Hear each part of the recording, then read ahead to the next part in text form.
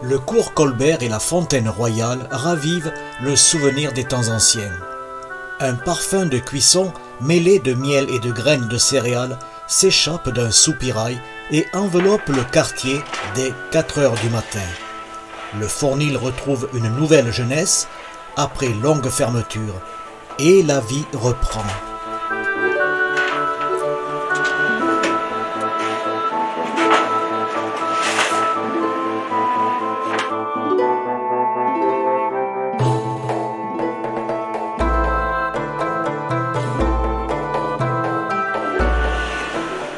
Alors Victor, là on vient d'assister aux gestes, ces gestes particuliers du boulanger traditionnel. Mais je suis impressionné par la longueur de cette pelle. Oui, la pelle à enfourner, oui. Elle mesure 3,10 m. Le four, lui, il a un foyer qui fait 3,20 m pour pouvoir sortir le pain. On est obligé de faire comme ça et enfourner aussi parce qu'il y a certains pains, on est obligé de les enfourner à la pelle. Il y a 3 étages de 60 cm de largeur, donc 1,20 m de large sur 3 mètres de profondeur. On met 25 pains par tapis, donc multiplié par, ça fait 150 pains donc, dans le four à chaque fois. Une fournée, c'est 50 pains. Voilà. La matinée, très bonne question. Aujourd'hui, comme on démarre, on est à peu près à 7 fournées. Donc on attend que les choses évoluent, j'espère bien. Alors le four ne sert pas que pour le pain. Sur les fours boulangers, on cuit aussi la pâte à choux parce qu'elle sort beaucoup mieux, elle est plus régulière que dans un four pâtissier. On cuit aussi beaucoup de viennoiseries, certaines viennoiseries. Et on sert aussi pour torréfier tout ce qui est amandes pour faire les gâteaux, les noisettes et les graines pour faire les pains. Tous les pains spéciaux sont faits avec des graines torréfiées. Donc on se sert du four justement à sol, boulanger. C'est un four multifonction, oui. C'est excellent pour les pizzas et pour les quiches. Voilà. Donc, parce qu'il y a une température qui est assez haute. Donc on cuit le pain à 270 degrés à l'heure actuelle. Et il y a d'autres pains où on est obligé de cuire à 290 degrés. Et donc c'est un four qui est excellent pour beaucoup de choses. Voilà. Le pain paysan. Il est croustillant. Il est croustillant. Il est moelleux. Voilà, il est moelleux. Et on entend comme on dit, le pain qui chante. Le pain qui voilà. chante. Voilà. C'est le pain qui chante quand il est comme ça. Voilà. Ah oui. C'est un pain de campagne qui est fait avec 3 farines, qui est une farine complète, comme on appelle une farine blanche, et de la farine de seigle, mais pas très foncée, ce qu'on appelle le T80. Voilà. Ça c'est le côté technique, on va dire. Hein. Voilà. Et donc il y a le vin qui date, qu'on a essayé de garder depuis une vingtaine d'années. On a recréé le savoir-faire qui a 50 ans, 100 ans, on faisait du pain exactement pareil. Donc on garde les mêmes traditions et avec juste des farines le plus naturelles possible et prises dans le coin puisqu'elles viennent d'Alzone ou de l'Ariège, ce sont des farines du territoire, comme d'ailleurs tous les produits. Voilà. Ça, ce sont des baguettes auxquelles j'ai donné le nom de mes filles. Celle-là, elle s'appelle la Morgane, ma fille aînée. Et j'en ai une autre qui s'appelle la Margot, qui est faite avec du maïs et un pain et une farine beaucoup plus agressive, parce qu'elle a un caractère aussi beaucoup plus puissant. Donc voilà les noms de mes filles pour les gâteaux. Quelle est la meilleure, la Margot ou bien la, comment on dit, Marguerite? Non, ça dépend des moments où on le mange et avec quoi on les mange. Celle-là, la Morgane, on mange avec des choses un peu plus douces, comme des fromages assez léger avec un peu de noix ou du pâté. Et la Margot est avec un caractère beaucoup plus agressif. Alors ce qui sera bien, c'est de voir les véritables personnes. Margot et Morgane. Et Morgane, ben oui. Tout à fait.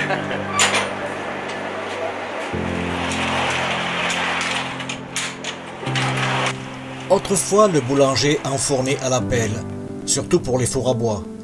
Aujourd'hui, grâce au rouleau métallique, c'est une grande quantité de pain qui sont déposés en même temps. À noter que l'on ne peut plus construire véritablement les fours à bois traditionnels à cause des normes environnementales. Ceux qui existent depuis longtemps, bien sûr, peuvent toujours fonctionner. Allez-y. Alors, on appelle ici à ce niveau. Voilà, tout à fait. Où est-ce qu'on est? Au-dessus? Là, au-dessus. Reculez au fur et à mesure que vous avancez. Vous reculez. Voilà, là. Là, vous avez la bonne longueur. Alors, j'y vais là. Oui, voilà. Je balance. Bon, allez-y. Vous poussez au fond jusqu'à ouvrir la porte. Voilà. Allez-y. Voilà, vous l'avez fait. Normal, avec un maître d'enseignant comme vous, on ne peut que réussir.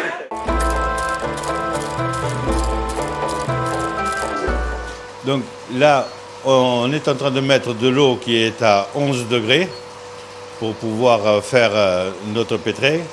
On va mettre maintenant le levain, la farine et le reste, les préparations, le sel et tout ce qu'il y a à mettre, avec la levure et tout ce qu'il y a à mettre pour pouvoir faire notre pain pour demain. Ça, c'est pour faire tout le pain, les baguettes, les ficelles pour demain. Donc, une fois qu'on va faire le pétrin, on va le peser, le diviser, le façonner et il va pousser pendant à peu près jusqu'à demain, 1 h du matin. Donc, comme il n'y a pas de levure, ça va être une pousse très, très lente. Et voilà la pâte comme elle est devenue déjà. Et là, on va faire la fin du pétrissage. Pour nous, la température, il faudrait qu'elle fasse au moins 23 degrés, 23-24 degrés. Ça serait bien pour que la pâte puisse redémarrer quand elle a besoin. Voilà, une belle pâte.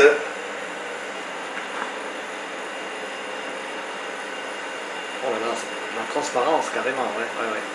C'est une seconde de peau. Voilà. Ah ouais. Donc ça s'appelle, c'est le procédé, on pèse la pâte pour quel résultat final? Pour faire là ça va être pour faire du pain blanc, celui-ci particulièrement ça va être les bâtards. D'accord. Mais après on fait des baguettes, on fait des flûtes avec ce pétrin là. On va la diviser, la mettre dans une diviseuse et ça va nous donner des bâtons égaux.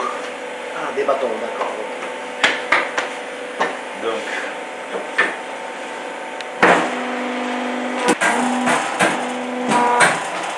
et nous avons tous ces bâtons égaux. Okay. Et là, on boule tout.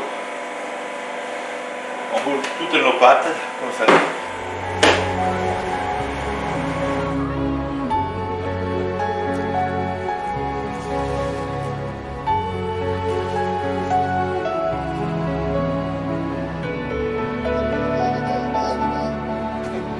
Et voilà. Là, elle est mécanique.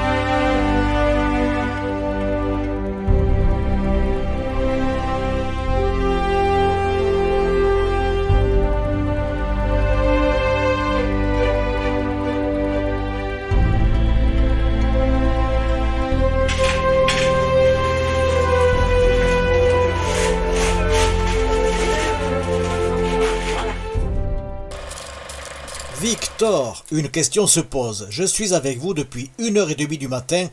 Et vous, à quelle heure irez-vous vous coucher? Ben, logiquement, je pense me coucher ce soir vers 9h30, 10h ou peut-être 11h, je ne sais pas du tout. Donc on dort en ce moment 2 à 3 heures par nuit pour pouvoir...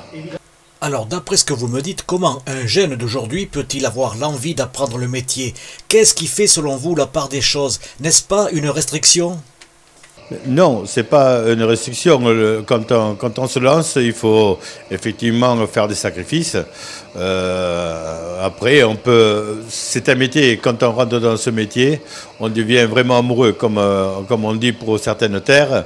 Quand on met les mains dans la pâte, si elle colle bien, c'est qu'on est vraiment amoureux.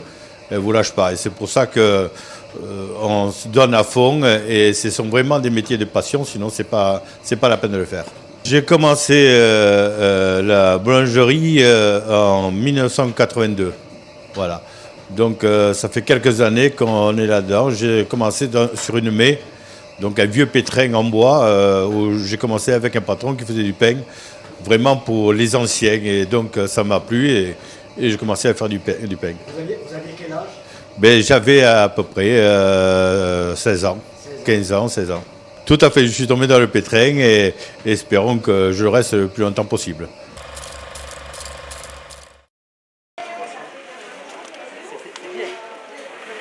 Lauriane, bonjour. Oui, bonjour. Est-ce que vous savez que cette boulangerie où vous venez de déguster vient d'ouvrir ses portes il y a à peine 3 jours? Non, pas du tout. Mais nous serons les premiers clients. Et vous faites partie des premiers clients. Bonjour Dorine. Bonjour. Qu'est-ce que vous pensez donc de la réouverture de la boulangerie? Mais écoutez, on est très contents parce que ça manquait au village. Il y a longtemps que vous l'attendiez? Oui. Et je vois que vous avez fait le bon choix. Merci, au revoir. C'est une pomme avec de la chantilly. Et comme ça va résister avec de la chantilly. Voilà.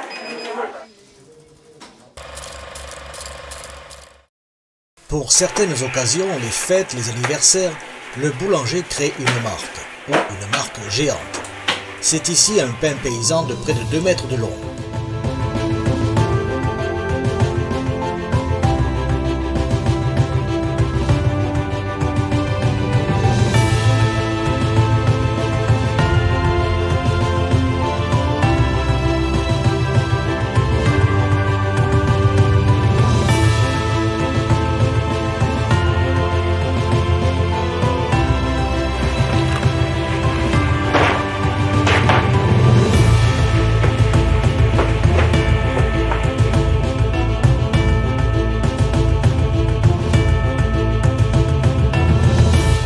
On marque donc plus ou moins profondément la surface d'un pain, d'une pâtisserie, par des motifs de décoration, à l'aide d'un couteau, un débauchoir ou un découpoir. Et le résultat, bien sûr, est absolument fantastique pour les yeux.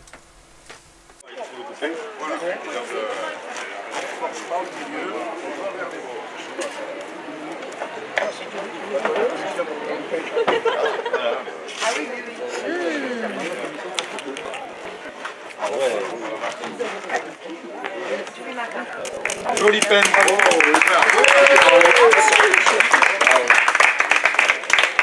Alors Caroline, c'est à vous, maître boulangère peut-être. Pas encore maître boulangère, mais très heureuse d'être à Chalabre et très heureuse d'avoir ouvert la boulangerie. Vous avez vu, il y a foule, pourvu que cette foule persiste et dure longtemps. Et oui, c'est le but. On essaye de faire la meilleure qualité possible, donc voilà. Et voilà mon époux qui nous aide au niveau technique, puisqu'il est boulanger et pâtissier, donc voilà, il vient nous donner un petit coup de main. Tout pour réjouir la ville de Chalabre. Tout pour faire plaisir aux gens. Voilà, notre plaisir, c'est de faire plaisir aux gens. Alors on n'a qu'un souhait, c'est que vous restiez longtemps parmi nous. Merci beaucoup. On espère aussi et merci à tout le monde. Merci à vous.